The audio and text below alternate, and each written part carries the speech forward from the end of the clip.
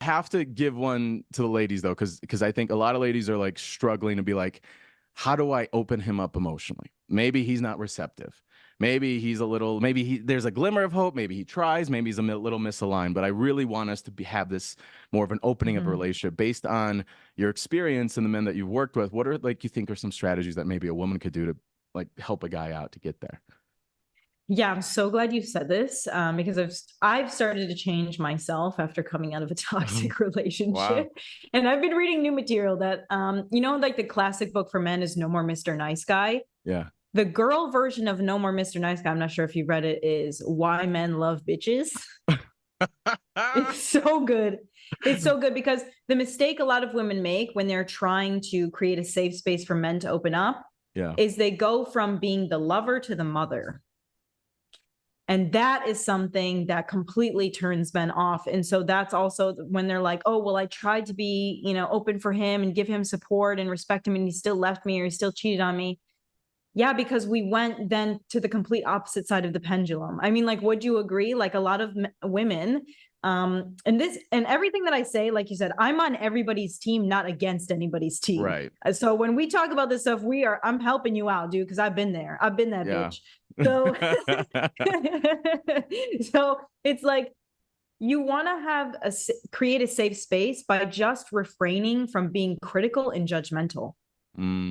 If you can refrain from being critical and judgmental and always like, why didn't you do this? Why didn't you do that? Why didn't you check in with me? Why didn't you call? Like, stop reminding him how to be a man. Stop reminding him that he has to treat you differently. First, if somebody isn't treating you right, silence is the best tool because he knows how to treat someone right. And you telling him otherwise is just being his mom. Yeah. Being a safe space for his vulnerability is simply just listening when he wants to talk about something and maybe asking questions. You don't have to give him advice. You don't have to criticize him for what he did or didn't do or what he should have done. Just be the peace, just be the silence. And that's like all he needs. Like, men are very simple. And men will do anything for you. And maybe you'll disagree with me, but like, so far you haven't. So it's like a man will do anything for a woman he loves. Like, men want to take care of women. That's what they work so hard for. They want to provide, they want to protect. And some women will say, well, I appreciated him. I told him I was so grateful all the time, and he just didn't feel it, because men don't feel appreciated based on words. They feel appreciated based on energy.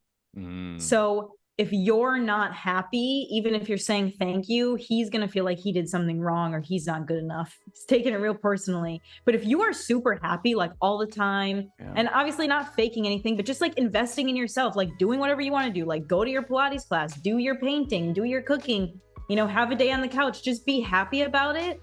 And he's going to think that he's, doing the best job just by providing. You don't have to like slave away and do all this other stuff. Like, he feels appreciated when you feel happy. The